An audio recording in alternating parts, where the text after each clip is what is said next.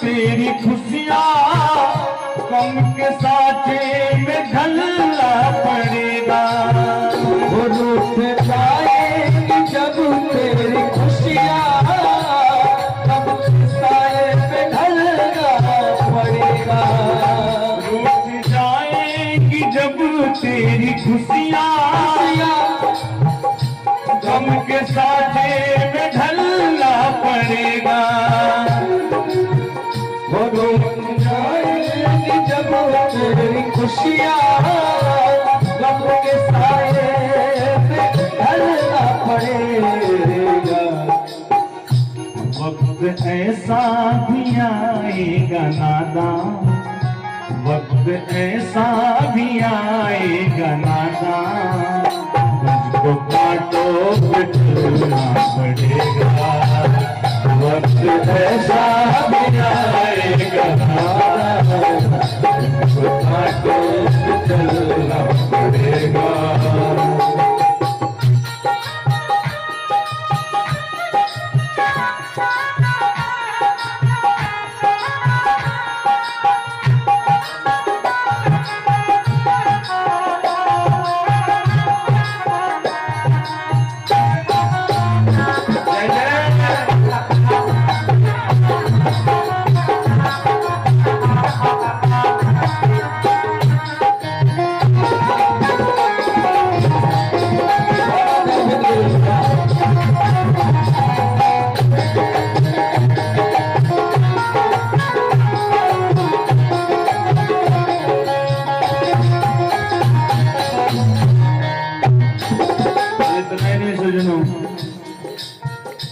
कितना मासूर हो जाएगा तू, कितना मजबूर हो जाएगा तू, कितना मासूर हो जाएगा तू, कितना मजबूर हो जाएगा तू, कितना मासूर हो जाएगा तू, कितना मजबूर हो जाएगा तू,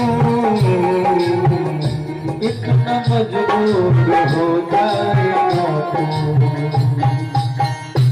ये जो मखमल का चोला है तेरा, ये जो मखमल का चोला है तेरा, ये कफन में बदलना पड़ेगा।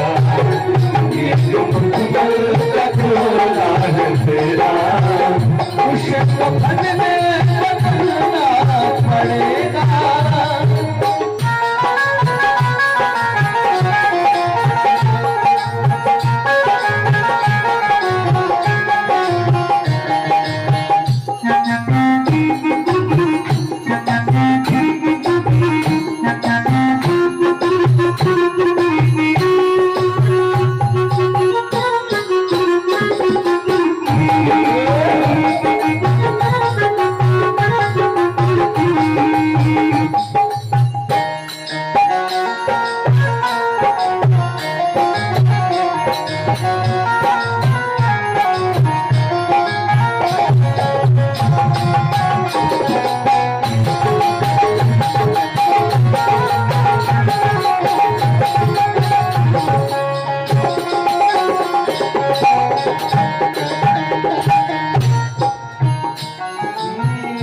कर ले पूजा से दिल की सफाई, छोड़ दे तू बुराई।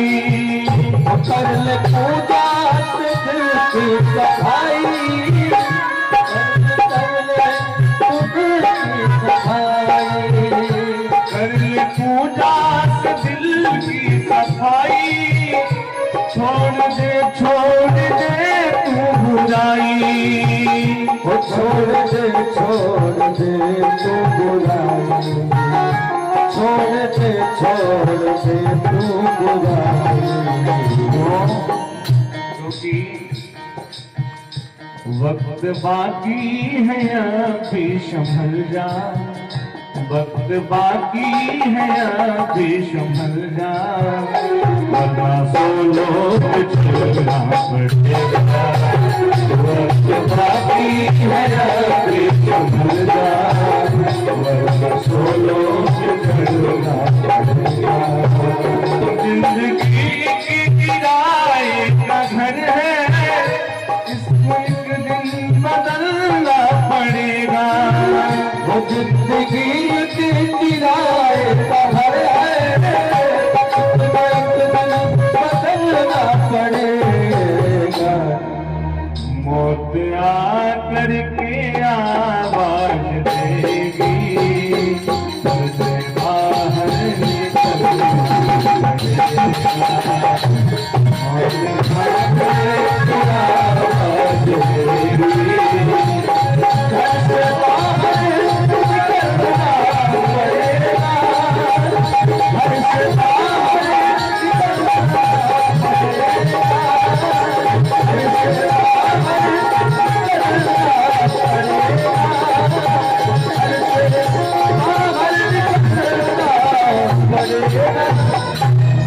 बोले राधे कृष्ण भगवान की जय बोले जग के पुरुष भगवान की जय बोले श्रीमद् भागवत महापुराण की जय। सज्जनों, ध्रुव जी महाराज के वंश में आगे चल करके ध्रुव जी महाराज के पुत्र हुए जिनका नाम है उत्कल। और महाराज उत्कल महाराज के वंश में आगे अंग हुए, अंग महाराज के पुत्र बेन हुए। और देखिए शास्त्र कहता है कि मनुष्य के बिगड़ने के 4 साधन होते हैं, रूप, यौवन, संपत्ति और कोई बड़ा पद मिल जाए। अगर किसी व्यक्ति के पास ये 4 चीजें हैं, सुंदर रूप का होना, युवावस्था का होना, कोई बड़ा पद मिल जाना, ज्यादा संपत्ति का होना, और इन चारों के साथ में यदि उस व्यक्ति के पास में विवेक नहीं है, ज्ञान नहीं है, तो वो व्यक्ति अनर्थ किए बिना नहीं रहता है, कुछ न कुछ गड़बड़ जरूर करता है। सो इन चारों चीजों के एक साथ मिल जाने के बाद विवेक का होना बड़ा ही अनिवार्य है। अंग महाराज के पुत्र जो बेन है ना, वो बड़ा उदंड है, बड़ा अभिमानी है।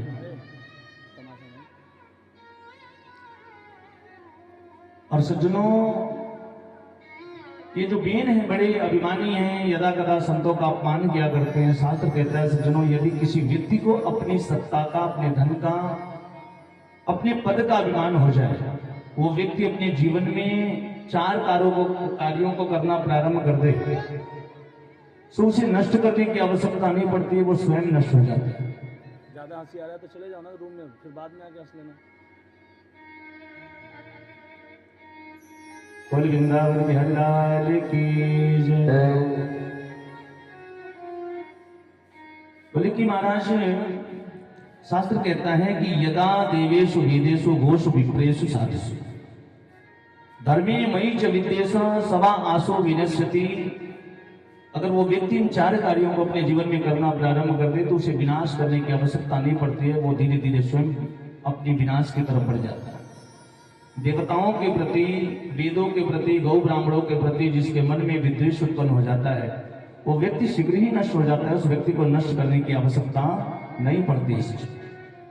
ये बेन बड़ा उदंड है, संतों का अपमान किया करता है। संतों ने कई बार बेन को मना किया, लेकिन संतों की बात बेन के समझ में नहीं आई। एक दिन संतों ने क्रोध में आकर के बेन को श्राप दे दिया, और संतों के श्राप से बेन की मृत्यु हो गई। फिर उन्हीं संतों ने बेन के शरीर को मथा, जिससे महाराज पृथु की उत्पत्ति हुई। ये पृथु महाराज बड़े ही धर्मपरायण राजा हैं।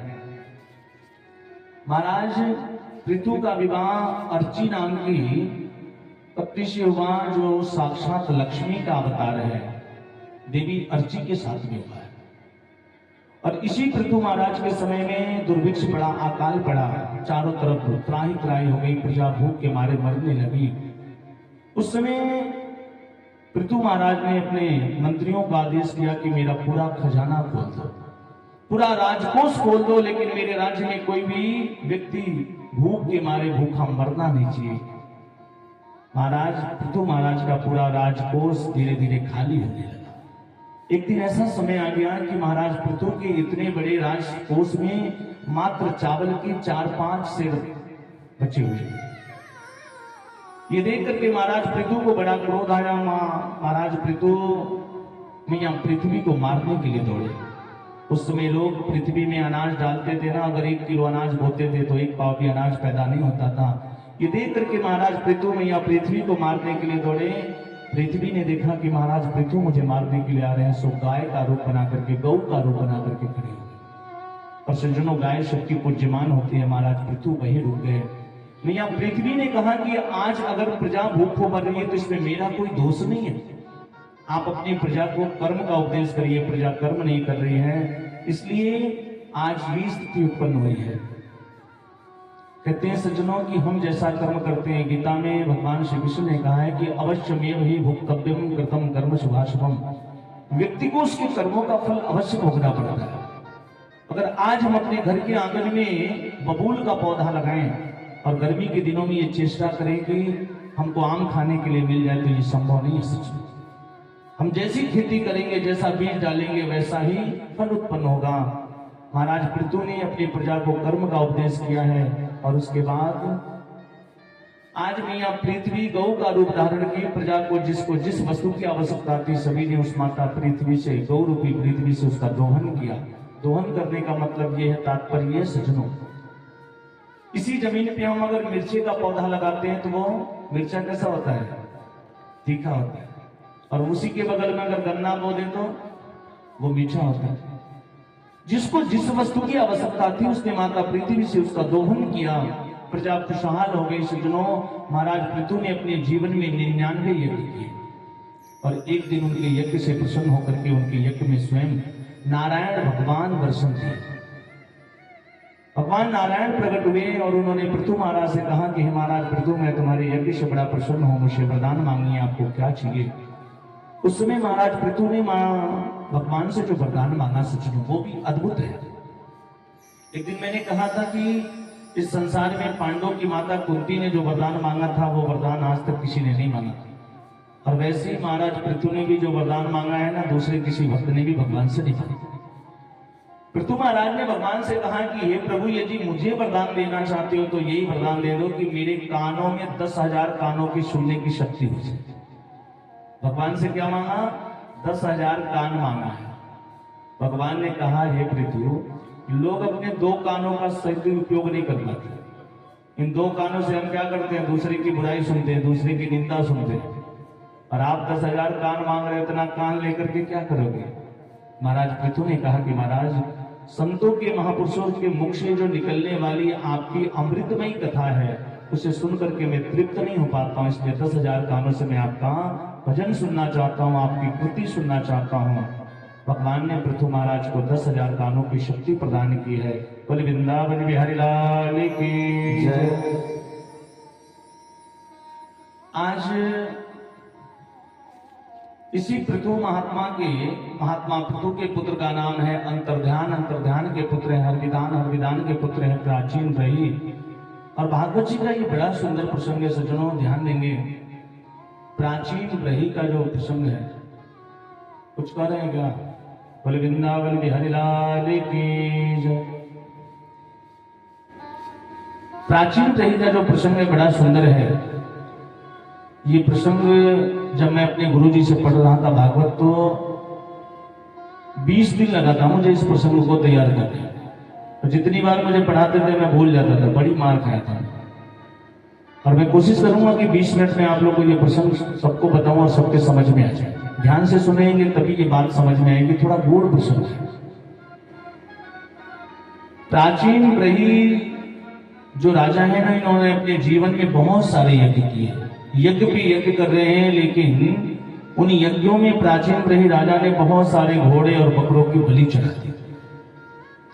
एक दिन प्राचीन रही राजा के यज्ञशाला में संत नारद जी महाराज का आगमन हुआ। हमारा शास्त्र कहता है कि हम जो भी कोई कार्य करें, कोई धर्म कार्य करें, तो जो शास्त्रों में जैसा नियम बताया गया है, शास्त्र सम्मत जैसा विधि विधान है, उन्हीं विधि के अनुसार उस कार्य को करना चाहिए। हम लोग क्या करते हैं, कभी कभी अपनी सुविधा के अनुसार कार्य करते हैं कि नहीं करते? शास्त्रों में ये नियम है कि जब हम हवन करने के लिए, देखिए माता जी बैठ के तिल जो सब तैयार कर रही है ना, जो भी हवन का साकल्य है उसको ला करके धुलना चाहिए, क्योंकि उसमें छोटे छोटे जीव रहते हैं। धुलने के बाद सुखाना चाहिए, फिर उसके बाद उससे आहुति करनी चाहिए। यहाँ तक कि हवन के लिए जो लकड़ी आती है ना, सूखी लकड़ियों में आप देखते होंगे कि छोटे छोटे जीव रहते हैं, चींटियां रहती हैं। उस लकड़ी को भी पहले धुलना चाहिए, फिर सुखाना चाहिए, फिर उसके बाद उससे हवन करना चाहिए। वरना हम करते क्या है, हम करते तो हैं धर्म पुण्य करते हैं, लेकिन होता क्या है, तमाम छोटे छोटे जीव उस यज्ञ में मर जाते हैं। तो हमने जितना पुण्य किया उससे ज्यादा पाप लगा कि नहीं लगा हमको। ये प्राचीन रही राजा यज्ञ करते हैं, लेकिन उन यज्ञों में घोड़े और बकरों की बलि चढ़ाते हैं। आज संत नारद जी आए और नारद जी को प्राचीन रही राजा ने देखा, प्रणाम किया। प्रणाम करने के बाद नारद जी कहते हैं कि राजन, मैंने संसार में पापी तो बहुत देखा, लेकिन तुम्हारे जैसा पापी मैंने आज तक नहीं देखा। प्राचीन रही राजा को बड़ा शौक लगा, भाई मैं इतना यज्ञ कर रहा हूं और ये मुझे आकर के संत कह रहे हैं कि तुम बहुत बड़े पापी हो। प्राचीन रही राजा ने पूछा कि महाराज, मैंने कौन सा पाप किया है? क्या बजाया, थोड़ा सा सुनाई दे मुझे, कम बेसी करके। बोले कि मैंने कौन सा पाप किया है? नारद जी ने कहा कि देखना चाहते हो? राजन, जरा अपने सर को ऊपर उठा करके देखो ना। राजा ने जैसे सर को ऊपर उठा करके देखा तो देखते क्या है कि हजारों घोड़े और बकरों की जिसकी राजा ने बलि चढ़ाई थी ना, वो सभी अपना अपना मुंह खोल करके बैठे हैं, प्रतीक्षारत हैं, इंतजार कर रहे हैं कि राजन जब तुम इधर से आओगे ना तो हम भी तुम्हारी बलि चढ़ाएंगे। राजा ने नारद जी से कहा कि महाराज, हमने कुछ भी गलत नहीं किया है, जो शास्त्रों में लिखा है मैंने वही किया है। शास्त्र में लिखा है कि जब भी हम यज्ञ करें, कोई भी यज्ञ करें, तो यज्ञ में पशुओं का आलभेद करना चाहिए। नारद जी ने कहा कि हे राजन, हमारा जो वेद है ना बड़ा प्रोक्षवादी है, बिल्कुल नारियल की तरह है, बाहर से बहुत सख्त होता है और अंदर कितना मुलायम होता है। आलभेद का मतलब सिर्फ मारना ही नहीं होता है, आलभेद का मतलब स्पर्श करना भी होता है। हम लोग शादी विवाह में जाते हैं, पंडित जी लोग जब विवाह करवाते हैं, विवाह पद्धति में एक जगह लिखा गया है कि ततः वरम कन्या हृदयम आलभेत, अर्थात उस समय पंडित जी वर से कहते हैं कि बेटा कन्या के हृदय का स्पर्श करिए। अगर उसका मतलब मारना होता तो पंडित जी कहते बेटा कन्या का वध कर दो, अगर कन्या का वध कर देगा तो विवाह किसके साथ करेगा। सो महाराज, एक संत थे, उदाहरण बता रहा, एक संत थे, उस संत ने अपने शिष्य से कहा कि बेटा जाओ, एक शेर कुमारी का मांस लेकर के आओ, मुझे दवा बना दी। अब सीधे सीधे अगर समझ में आए तो बात तो यही समझ में आ रही ना कि महात्मा जी कह रहे एक शेर यानी 1 किलो कुमारी का मांस लेकर के। लेकिन एक पौधा होता है, आप लोगों ने भी देखा होगा, आजकल घिकुआर तो नहीं समझेंगे, लेकिन एलोवेरा लगभग सभी लोग समझते हैं। उसके अंदर का जो गुद्दा होता है ना, कितना मुलायम होता है। जो घिकुआर के अंदर का गुद्दा होता है उसको मांस की संज्ञा दी गई है, और उससे बैजनाथ कंपनी आज भी एक दवा बनाती है जिसका नाम है कुमार्याशय। सो संत के कहने का मतलब यही था कि कुमारी का मांस लेकर के आओ, मुझे दवा बनाना है। अगर शिष्य उतना समझदार नहीं होगा तो वो क्या करेगा, जाके कुमारी का वध कर देगा। नारद जी प्राचीन ब्रह्म राजा को समझा रहे हैं, और एक कथा में अक्सर अपनी कथा में कहा करता हूं, सुनेंगे आप लोग, बड़ी सुंदर कथा है। एक गांव में एक किसान रहा करता था, और सज्जनों गाना मत बजाइए ना, मैं सबसे पढ़ के बजाइए। बोले कि उस किसान के पास तकरीबन 75 बीघा जमीन थी। अब आप एक बात बताइए, अगर किसी के पास 75 बीघा जमीन हो तो वो किसान अमीर होगा कि गरीब होगा? उसको क्या कहा जाएगा, किसकी श्रेणी में आएगा? किसकी श्रेणी में आएगा? गरीब कहा जाएगा उसको, अमीर कहा जाएगा। लेकिन उस किसान की आदत थी रोज माड़ पीने की। माड़ जानते हैं ना आप लोग? आजकल की माताओं को नहीं पता होगा, लेकिन पहले की माताओं को जरूर पता होगा। पहले जब भी भोजन बनता था ना, तो माताएं अपने घर में माड़ पसाया करते थे। जब से कुकर आ गया ना, तो माड़ का सिस्टम ही समाप्त हो गया। उस किसान की आदत थी रोज माड़ पीने की, और एक तरह से देखा जाए तो चावल का जितना भी पौष्टिक होता है ना, वो सब माड़ में ही रहता है।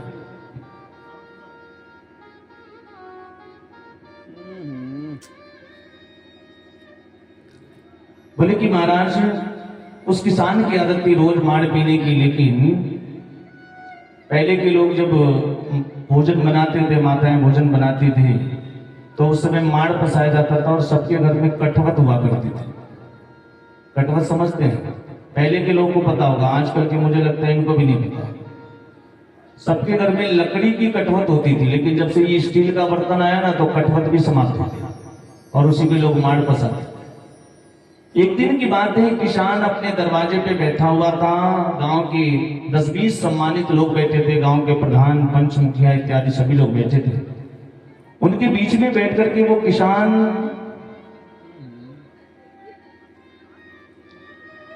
उनके बीच में बैठ करके वो किसान आपस में वार्ता कर रहा था।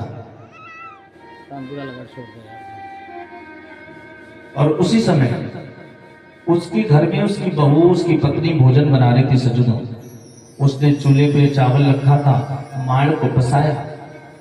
उस किसान की रोज आदत थी माड़ पीने की। अच्छा, आज बताइए, अगर किसी से कहा जाए कि हम माड़ खाते हैं तो लोग कहेंगे लगता है इनके सब्जी नहीं बनती, माड़ खा के काम चलाता।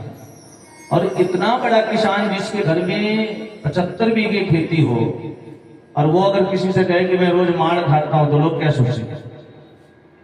इधर उसकी पत्नी भोजन बना रही थी, उसने जैसे माड़ पसाया तो बेटे से कहा कि बेटा जाओ बाबूजी को बुला लो, बोलो कि माड़ निकल गया, आके माड़ खा। महाराज सुनाना हमको, सुना। सज्जनों, बेटा घर में से निकला, दरवाजे पे आया तो देखा कि पिताजी जहां बैठे हैं वहां चारों तरफ से तमाम सारे लोग उनको घेर के बैठे हुए हैं। बेटा सोचने लगा कि इन सबके सामने मैं कैसे कहूं कि पिताजी चलो चल करके माड़ पी लो। अगर कहता हूं तो लोग सोचेंगे कि लगता है इसके घर में सब्जी नहीं बनती है, इतना बड़ा जमींदार है उसके बाद भी माड़ पीते हैं ये लोग। लेकिन कहना भी जरूरी है, क्योंकि अगर नहीं कहूंगा तो माड़ ठंडा हो जाएगा। और सज्जनों, जब माड़ ठंडा हो जाता है तो खाने लायक रहता है कि नहीं रहता है? जम जाता है। सो बेटे ने सोचा कि कहना भी जरूरी है, और कहूं तो कैसे कहूं। तो उस बेटे ने पिताजी से कहा कि पिताजी। पिताजी ने कहा हाँ बेटा। पिताजी, धानुपुर से माड़ू आया हुआ है, धानुपुर से माड़ू आया है, कटवतिया घाट पे बैठा हुआ है, चल करके मिल लीजिए वरना शीतलापुर को चला जाएगा। कोई भी समझ नहीं पाया कि बेटे ने क्या कहा, लेकिन जिस किसान की आदत थी रोज माड़ पीने की ना, वो समझ गया कि ये क्या कह रहा है। वो तुरंत आया, आकर के माड़ पी लिया। तो मेरे कहने का मतलब ये सज्जनों कि हमारा वेद जो है ना वो बड़ा परोक्षवादी है। नारद जी आज प्राचीन रही राजा को ये बात समझा रहे हैं। उसके बाद भी जब राजा के समझ में नहीं आया तो नारद जी ने एक बड़ा सुंदर उपाख्यान बताया है। आज प्राचीन रही राजा को नारद जी ने एक कथा सुनाई है जिसका नाम है पुरंजन आख्यान। और इसी आख्यान की चर्चा में कर रहा था कि मुझे इसको समझने में 20 दिन लगा था। नारद जी राजन से कहते हैं कि राजा, एक बार की बात है, एक राजा था जिसका नाम था अभिज्ञात। और अभिज्ञात का अर्थ होता है न ज्ञातु यशः अभिज्ञातः, जो किसी के द्वारा जाना न जा सके, उसी का नाम अभिज्ञात है। तो महाराज, ये राजा पुरंजन नाम का राजा एक अपने मित्र अभिज्ञात नाम के सखा को अपने साथ में लेकर के और एक सुंदर नगर की तलाश में निकल पड़ा। सुबह से शाम हो गई उसको चलते चलते, लेकिन उसको कोई नगर समझ में नहीं आया। तब उसने हिमालय के दक्षिण दिशा में एक 9 दरवाजे का महल देखा सचिन। और ये 9 दरवाजे का महल क्या है समझते हैं आप?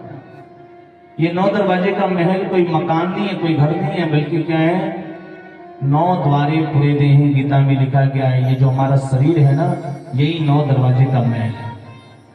इस पूरे शरीर में 9 छिद्र होते हैं।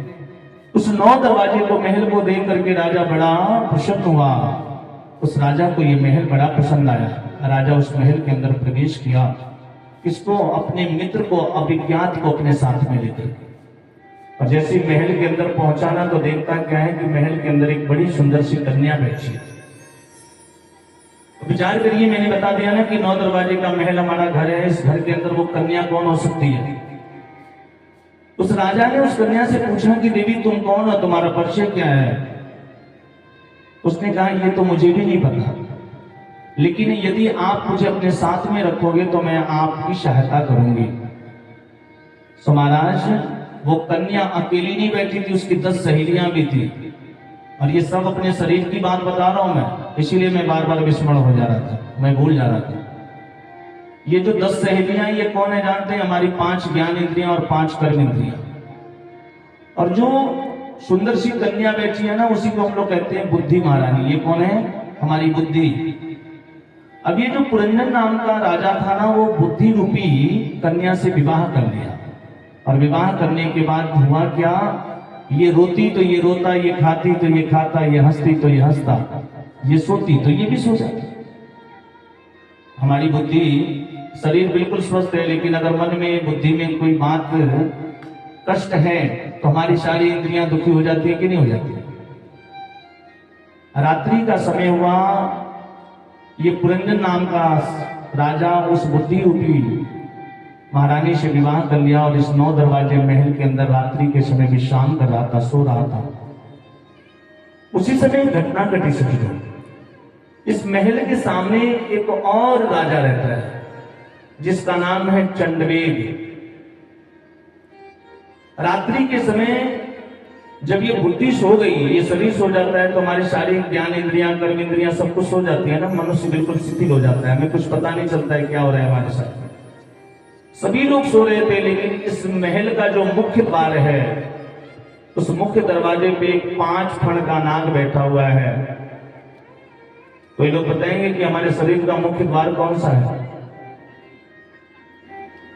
ये जो नासिका है ना, हम जब सोते हैं ना तो सब कुछ काम करना बंद कर देता है, लेकिन ये अपना काम करता रहता है, ये कभी बंद नहीं होता।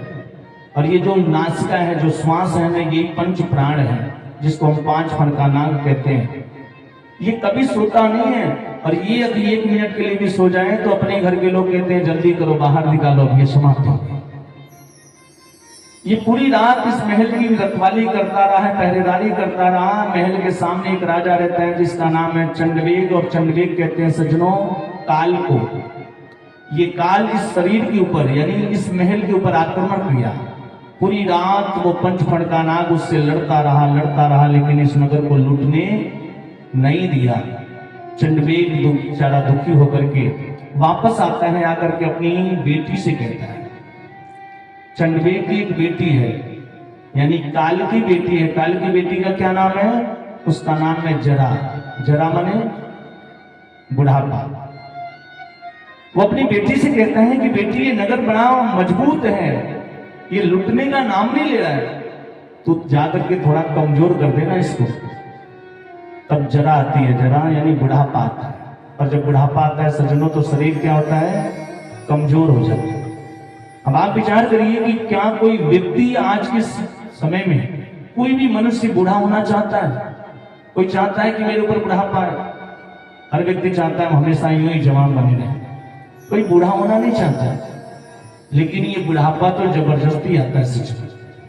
मैं आपको बताऊं, मौत की देवी की 4 घंटी बजती है, और जब पहली घंटी बजती है तो सबसे पहले क्या होता है? सबसे पहले ये जो आपके काले काले बाल है ना, वो धीरे धीरे सफेद होने लगते हैं। फिर ये मौत की देवी कहती है कि आज तक तूने इन बालों में बड़े शैम्पू लगाए, बड़े एयर कंडीशनर लगा लिए, बड़े जुल्फे समारे, अब तो बुढ़ापा आ गया, भगवान का भजन करो। लेकिन ये जीव नहीं मानता सज्जनों, ये भगवान का भजन नहीं करता। अब क्या करेगा? चौराहे पे जाएगा और बढ़िया काली गोदरेज वाली मेहंदी खरीद के लाएगा, खुद ही अपने हाथ से। अब तो पहले से भी ज्यादा काले हो गए, खूब सुंदर दिखने लगे, और बाल काला करके फिर शुरू हो जाता है अभी तो मैं। फिर ये मौत की देवी दूसरी घंटी बजाती है सज्जनों, और जब दूसरी घंटी बजती है तो क्या होता है? जब दूसरी घंटी बजती है ना, तो हमारी आंखों से दिखाई देना कम हो जाता है। तभी मौत की देवी कहती है कि आज तक तूने इन आंखों से बड़े संसार की रंगरलियों को देखा, बड़े नाच ड्रामा ऑर्केस्ट्रा, बहुत पिक्चर देखा, बड़े सिनेमा घरों में जाकर के बड़े बड़े टेलीविजन पे पिक्चर देखे आपने। अब ये बाहर की चीजों को देखना बंद करो, अपने हृदय के अंदर जो राम बैठा है ना, जो भगवान बैठा है, इसको देखो, भगवान का भजन करो। लेकिन ये जीव नहीं मानता है। अब क्या करेगा, बैरामा पास में चला जाएगा। अब तो गोरखपुर में तमाम अच्छी व्यवस्थाएं हो गई हैं, और जाके लेंस लगवा के चला आएगा। पहले थोड़ा कम दिखता था, अब और भी बढ़िया दिखने लगे, और फिर वही शुरू कर दिया। अभी तो मैं फिर ये मौत की देवी तीसरी घंटी बजाती है सज्जनों, और जब तीसरी घंटी बजाती है तो क्या होता है, ये जो हमारे मुख में दांत है ना, एक एक करके ये दांत बाहर आ गया। तब ये मौत की देवी कहती है कि बेटा, आज तक तूने इन दांतों से बड़े कटर पटर खा लिए, बड़े चटर पटर खाए, भेलपुरी खाए, बड़े दुनिया की चीजों का स्वाद लिया। अब सतुआ खाओ, दलिया खाओ, दूध पियो, भगवान का भजन करो, लेकिन ये जीव फिर भी नहीं मानता, भगवान का भजन नहीं करेगा। अब क्या करेगा, जाकर पत्थरे के दांत लगवा के चले गए, और फिर पहले वाला सब व्यवस्था चालू हो गया। फिर ये मौत की देवी चौथी घंटी बजाती है, और जब चौथी घंटी बजाती है तो क्या होता है, ये जो हमारी कमर है ना, वो 3 जगह से टेढ़ी हो जाती है, हाथ में लाठी डंडा पकड़ा दिया जाता है। फिर ये मौत की देवी कहती है कि बड़ा सीना तान करके चलते थे, बड़ा अभिमान था ना कि मैं बहुत बड़ा सेठ हूं, बहुत बड़ा विद्वान हूं, बहुत बड़ा ज्ञानी हूं, बहुत बड़ा नेता हूं। अब तो दूसरे को राम राम करना सीख लो, अब तो किसी के सामने झुकना सीखो। कहते हैं सज्जनों की झुकता है वही जिसमें दम होता है, झुकता है वही जिसमें दम होता है, और अकड़े रहना तो मुर्दों की पहचान होती है। सज्जनों, ये मौत की देवी कहती है कि अब तो दूसरे को राम राम करना सीख लो, दूसरे का सम्मान करना सीख लो, क्योंकि जो राम तुम्हारे अंदर बैठा है वही राम सामने वाले में भी बैठा है। लेकिन ये जीव फिर भी नहीं मानता है। अब क्या करेगा, लड़कवा से कहिए बाबू देखो काजन कहे बड़ा दर्द होता कमरिया में, तन दूधवा को छौनवा 1 किलो और बढ़वा दो। चौनप्राश खाएगा, झंडू केसरी खाएगा, स्वर्ण भस्मी खाएगा, लेकिन भगवान का भजन नहीं करेगा सचिन।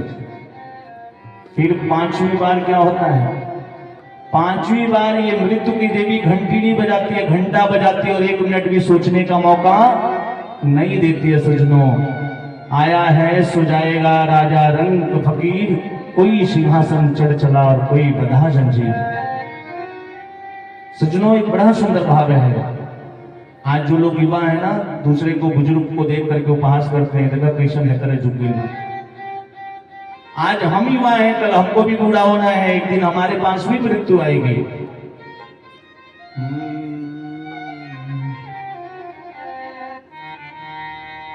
एक दिन बुढ़ापा तो हर आई,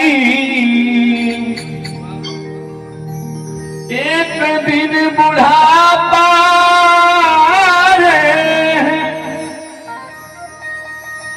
एक दिन बुढ़ापा तो हर आई रे बबुआ,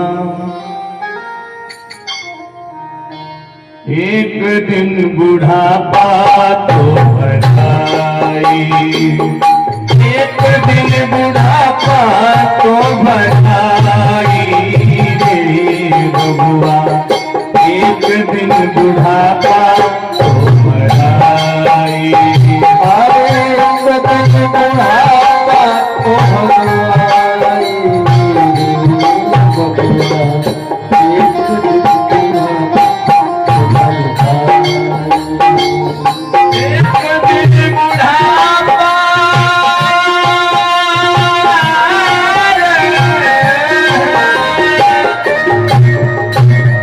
एक दिन बुढ़ापा तो हर आई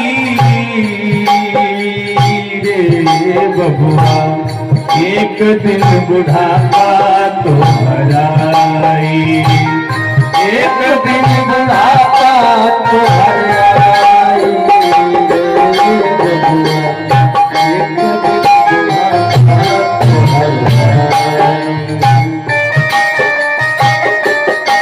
देखिए सभी लोग तो बोला होना, अभी से चिंता करने की रोटी मीठी मीठी ताली में रखें।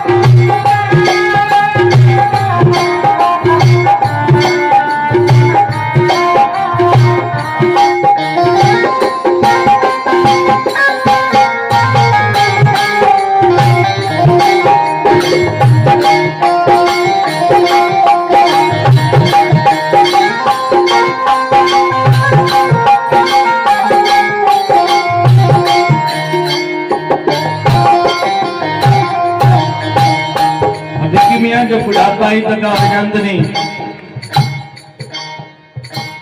करिया बार सफेद हो जाए मुँह के दंत टूट जाए रे बाबू मुँह के दंत टूट जाए करिया बार सफेद हो जाए मुँह के दंत टूट जाए हो मुँह के दंत टूट जाए जमुना नारी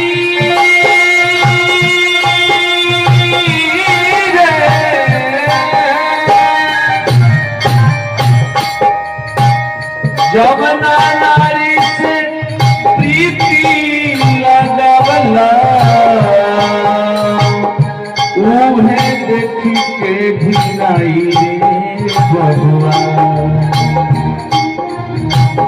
एक दिन बुढ़ापा तो हराए एक दिन बुढ़ापा तो हराए एक दिन बुढ़ापा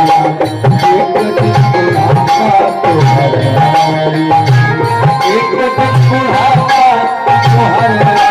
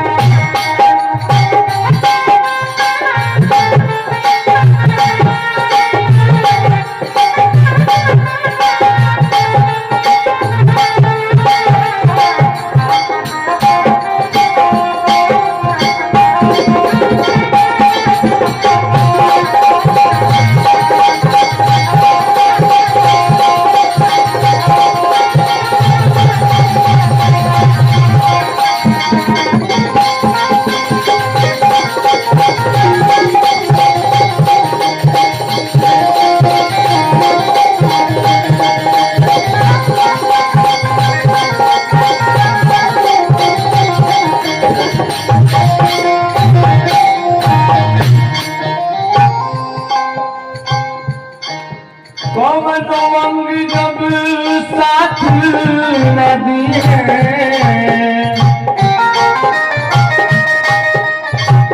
पवन अंग जब साथ न दिए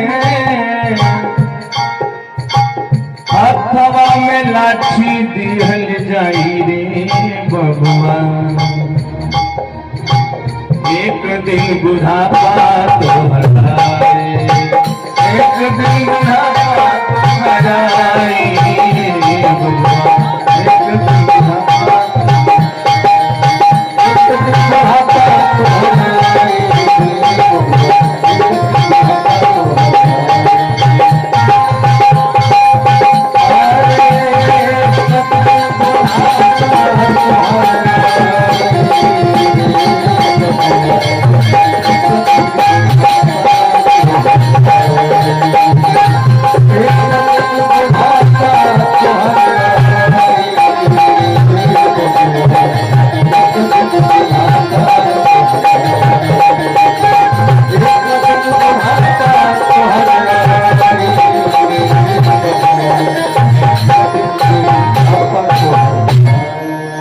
राधे कृष्ण भगवान की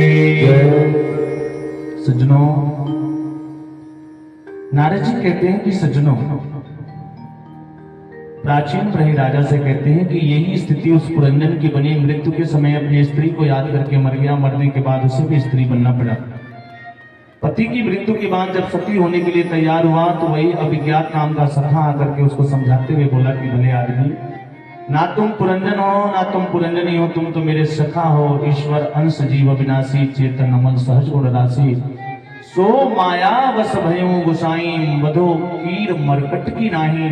नारद जी कहते हैं जिस पुरंजन की बात मैं तुमसे कह रहा था, ये पुरंजन कोई और नहीं बल्कि है राजन प्राचीन रही। वो पुरंजन तुम खुद हो और इस संसार में पड़े हो, इसलिए अपने शरीर के लिए तुम इतने बड़े बड़े अत्याचार कर लेते हो, जीवों की हत्या कर देते हो। प्रत्येक परिस्थिति में परमात्मा को याद करो। परमात्मा ने ये शरीर दिया है हमें, वो सिर्फ खाने पीने और विषयों को भोगने के लिए नहीं, अपितु ये शरीर मिला है भगवान के चिंतन के लिए, गोविंद की याद के लिए। इसको विकार में गुजार दोगे, इससे बड़ी नासमझी और क्या हो सकती है। प्रत्येक परिस्थिति में गोविंद को याद करो। जिस भी देश में, परिवेश में, वेश में रहो, राधा रमण राधा रमण राधा रमण कहो। नारद जी ने प्राचीन प्रही को ऐसा सुंदर उपदेश किया और वहां से चले गए आचार्य सुखदेव जी। परीक्षित सुखदेव जी कहते हैं कि परीक्षित मैत्रेय मुनि के मुख से इन समस्त प्रसंगों को सुन करके आज विदुर जी को परमानंद की अनुभूति हुई। विदुर जी मैत्रेय जी को प्रणाम करके वहां से चले गए। बोल वृंदावन बिहारी लाल की जय। समझे।